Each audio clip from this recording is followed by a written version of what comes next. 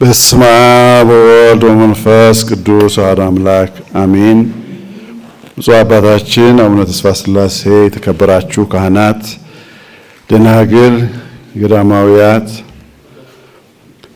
ውድ ምእመናን፣ መዘምራን፣ ከሩቅም ከቅርብም የመጣችሁ ይህን ዓመታዊ የቅድስት ሥላሴ በዓል ለማክበር የመጣችሁ ሁሉ እንኳን ደህና መጣችሁ።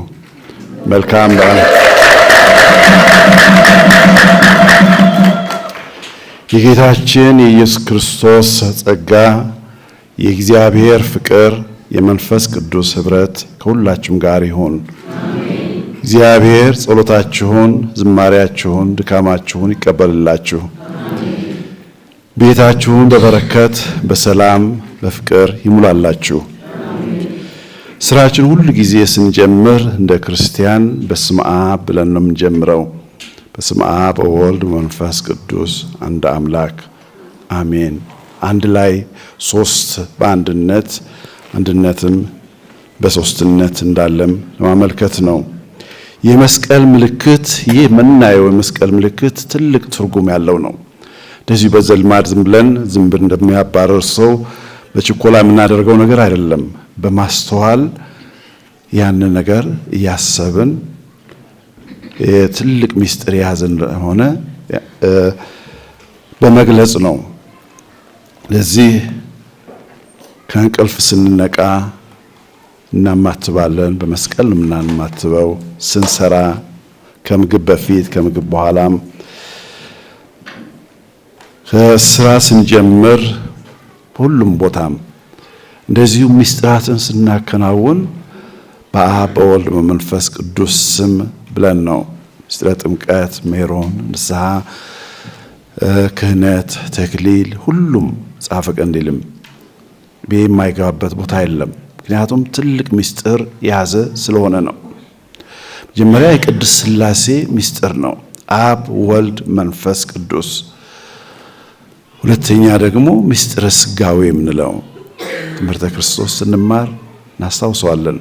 ምስጢረ ሥጋዌ ማለት እግዚአብሔር ልጅ ሥጋ መልበሱን የሚያመለክት ነው። እንደኛ ሰው መሆኑን የሚገልጽ ነው።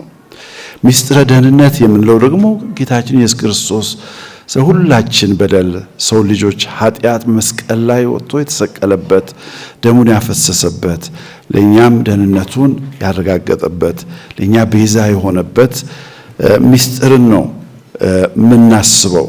ስለዚህ የትልቅ ምስጢር ያለው ነው። የመስቀል እና በመስናማትብ ከላይ ወደ ታች እግዚአብሔር ወደ ሰው መውረዱን ወደ ልባችን የሚያመለክት ነው። እንደዚሁም ከግራ ወደ ቀኝ በጎንዮሽ የምናደርገው ደግሞ ያው በምድር ላይ ተመላልሶ ጌታችን ኢየሱስ ክርስቶስ ሰውን ማስተማሩ እግዚአብሔር መንግሥት በእናንተ መካከል ናት፣ ንስሐ ግቡ ያለ ያስተማረው እኔ ሕይወት ነኝ እኔ መንገድ ነኝ ያለ ሁሉም ያስተማረበት ሁኔታን ነው የሚገልጽልን። እኛም እንደዚሁ ከመስቀል የምንማረው ነገር ምንድነው? ፍቅርን ነው። ከቅድስት ሥላሴ የምንማረው ፍቅር ነው። በፍቅር ይሄ ቅድስት ሥላሴ ለቤተሰብ የፍቅር ሞዴል ወይም ምሳሌ ናቸው። ለቁምስናም ለማህበረሰቡም ለሁሉም ለሰው ዘር በሙሉ ማለት ነው። በቅድስት ሥላሴ ዋዜማ እንዲህ የሚል እናገኛለን። ነአምን ወናመልክ በአሐዱ እግዚአብሔር አብ ቅድመ ዓለም ሀሎ ነአምን በካልኡ እግዚአብሔር። ግዕዙ እንዳይረስሙባችሁ በአማርኛ ነግራቸዋለሁ። በአንዱ እግዚአብሔር አብ ከዓለም በፊት የነበረ እናምናለን እናመልከዋለንም። በአንዱ እግዚአብሔር ወልድ እናምናለን አብን የሚመስለው።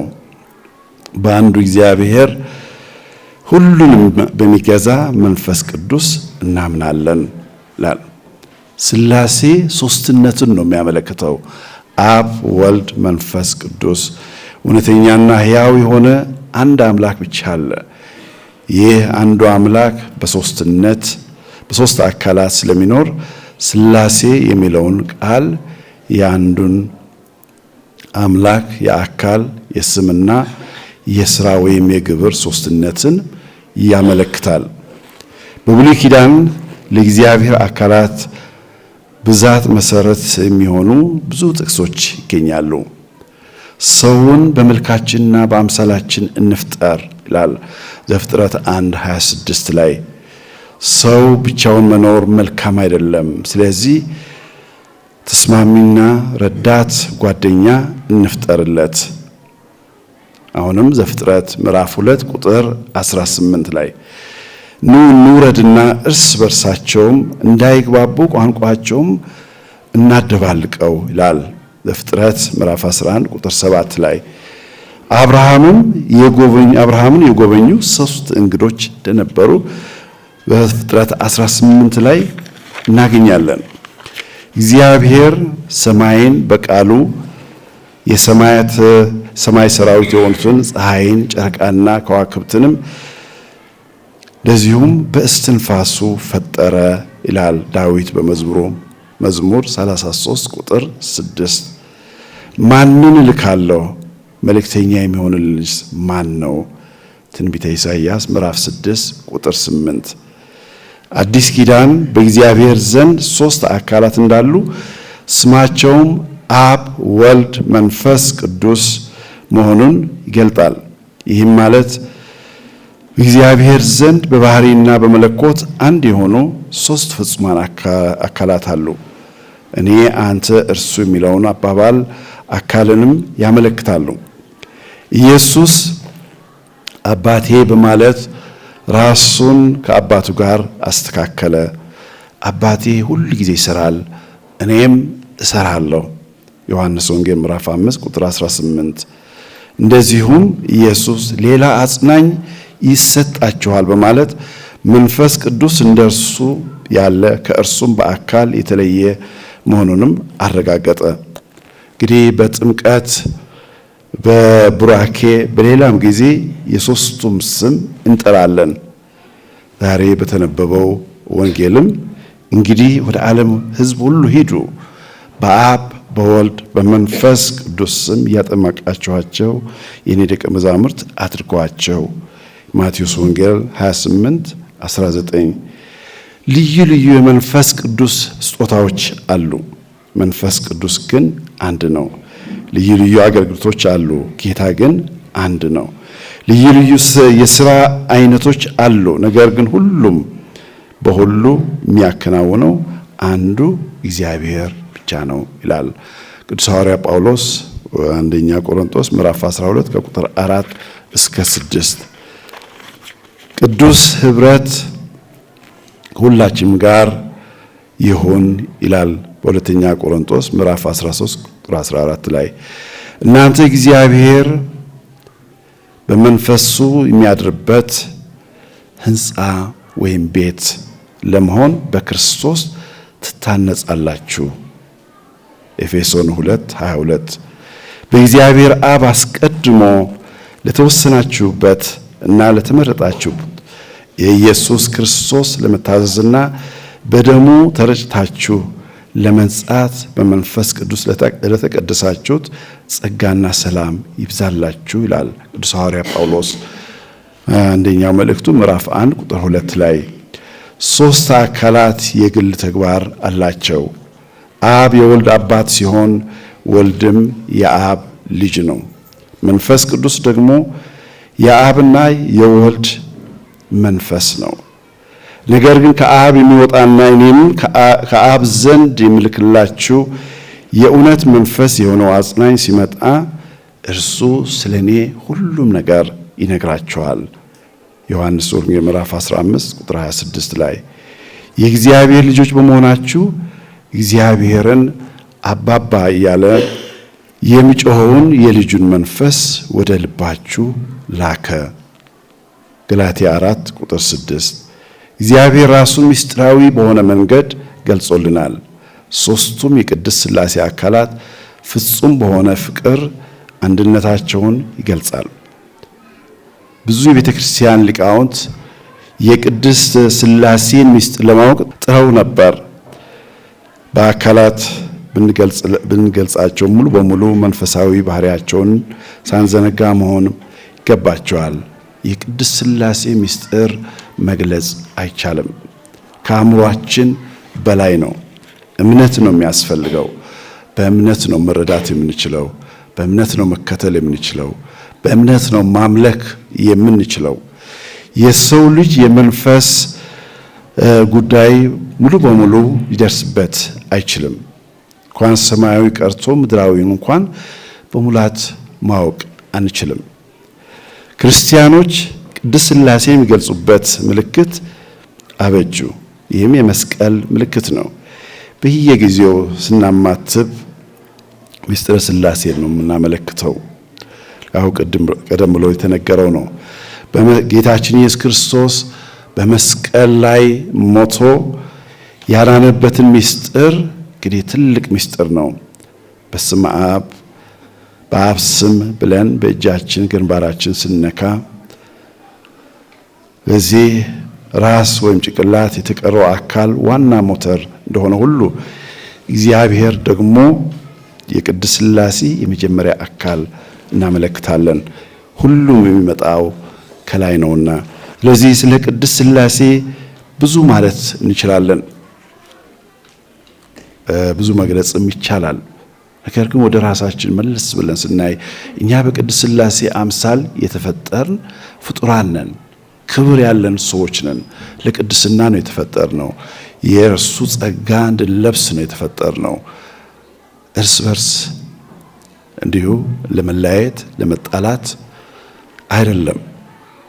ክፋትን አስወግደን በፍቅር መኖር እንድንችል እንግዲህ የቅድስት ሥላሴ በላይ ለኛ ምሳሌ የሚሆነን ሌላ አካል የለም። በአሁኑ ጊዜ ብዙ ነገሮች ይሰማሉ። በሀገራችንም በውጭም በሌላም በሰው መካከል ልዩነቶች በዝተዋል። ለምንድን ነው? እምነት ስላነሰን ነው። ፍቅር ስለጎደለን ነው። ሌላ ነገር የለውም። በወገን በገንዘብ በሀብት በፖለቲካ በሁሉም ሰው ተለያይቷል። እኛ ክርስቲያኖች ብዙ እድሎች አሉን። የኛን እድል ያላገኙ ብዙ ሰዎች አሉ። ያንን መመልከት ያስፈልጋል። እኛ ያገኘነው እድል እንደዚሁ በስሜት የምንቀሳቀስ ሰዎች መሆን የለብንም። ከስሜት መውጣት አለብን። ትንሽ ከሌላው ከፍ ብለን መታየት አለብን። በምን? በአኗኗራችን፣ በእምነታችን፣ ያው በአስተሳሰባችንም ጭምር ነው። ለዚህ ጥላቻ ባለበት ፍቅር መዝራት ነው ያለብን። ለዚህ ሁከት፣ ጦርነት ባለበት ሰላም እንዲኖር መስራት ነው ያለብን። አባታችን ቅድም ስለ አገራችን ሰላም እንጸልይ በማለት አሳስቧል። ስለዚህ ይህ ሰላም ለሁላችን ያስፈልገናል። ይህንን ሰላም ከየት ነው የሚጀምረው? ከኔ፣ ከናንተ፣ ከሁላችን። እኛ የሰላም መሳሪያ ካልሆን፣ ስለ ሰላም መስራት ካልቻል፣ ማሰብ ካልቻል ከየት ነው የምናመጣው? እንደዚሁ ከሰማይ ዱብ ብሎ አይመጣም። እኛ እኮ እግዚአብሔር የፈጠረን ክቡራን ፍጡራን ነን። መጀመሪያ እስቲ ሰው እንሆን፣ ለሰብአዊነት ክብር እንስጥ። ማንም ይሁን ከየት የሚመጣ ሰው ክቡር የሆነ ፍጡር ነው። በኋላ ክርስቲያንነታችን ደግሞ ያሳድገዋል፣ ያበለጽገዋል ያንን ክብር። ሰው መሆን ካልቻን ክርስቲያን መሆን አንችልም። ስለ ሰው ያለን አስተሳሰብ መልካም ካልሆነ፣ በጎ ካልሆነ ክርስቲያን ነኝ ማለት ወይ ስም ብቻ ምን ያደርጋል? አሁን በቅርቡ አንድ በሶሻል ሚዲያ አንድ ጳጳስ ናገሩ ነበር እና ቅዳሴውን ሁሉ ብንሸመድድ ወይም ውዳሴ ማርያም ብንሸመድድ ክርስቲያን ሆን የክርስቲያንነታችን መገለጫ አይደለም። መጀመሪያ ሕይወቱን መኖር አለብን። ይሄ ነው ከኛ የሚጠበቀው። ይህንን ከክርስቲያናዊ ሕይወት ነው የምንኖረው። ወደ ራሳችን ወደ ውስጣችን እንግባ። ሌላው ተው። ምናልባት ከውጭ ጥሩ መስለን ልታይ እንችላለን። ውስጣችን ግን ብዙ አረም አለ። ብዙ የሚነቀሉ አረሞች ይኖራሉ። የሚታጠብ ቆሻሻ ይኖር ይችላል። ያንን ማጽዳት ያስፈልጋል። እግዚአብሔር ጊዜ፣ እድሜ ጤና የሚሰጠን መልካም ነገር እንድሰራበት ነው። ሌላም ነገር አይደለም። ቅድስት ሥላሴ በዓል አከበርን ብለን ደስ ብሎን በቃ መመለስ ብቻ አይደለም። ያው በውስጣችን የሚኖር ነገር ይዘነው የምንሄደው ቁም ነገር መኖር አለበት። ይሄ ነው ከኛ የሚጠበቀው። ስለዚህ ቅድስት ሥላሴ እኛን በብዙ መልኩ ማለት ነው በአብ በወልድ በመንፈስ ቅዱስ ይህንን የታነጽንበት ሕይወት ያንን ማሰብ አለብን። በፍቅር ነው የታነጽነው፣ በሰላም ነው፣ ለዘለቄታዊ ደስታ ነው የተፈጠርነው። ለጊዜያዊ ደስታ ለማቴሪያል ደስታ አይደለም። ለዚህ ይህንን እንድናስብ አደራ ማለት ፈልጋለሁ። ቅዱስ ዮሐንስ አፈወርቅ በቅዳሴ መጽሐፍ ውስጥ ይገኛል። ይህንን ፍቅረ ሰብ ሰሃቦ ለወልድ ወአብጽሖ እስከ ሞት፣ ፍቅረ ሰብ ሰሃቦ ለወልድ መንበሩ አብጽሖ እስከ ሞት ይላል። ይሄ ምን ማለት ነው? ወልድን ወደ ምድር ያወረደው ምንድን ነው? የሰው ፍቅር ነው። ከወንበሩ ከዙፋኑ ወደ ምድር ያወረደው እስከ መስቀል ድረስ እስከ ሞት ድረስ ያደረሰው ፍቅር ነው። እኛ አንዳችን ሌላው ፍቅር ያንን ፍቅር ማሳየት እንችላለን። የሚሰዋ ፍቅር፣ ከራስ ወዳድነት ነፃ የሆነ ፍቅር፣ ሌላውን ማዳን የሚችል ሌላውን ማርካት የሚችል ፍቅር አለን። ከቤተሰብ ነው የሚጀምረው። እርስ በርሳችን ባል፣ ሚስት፣ ልጆች፣ ከዚያ ቁምስና፣ ለዚህ ያለ ኮሚኒቲ ለዚህ ሊሄድ ይችላል። በአንድ ኮሚኒቲ ውስጥ እንኖራለን።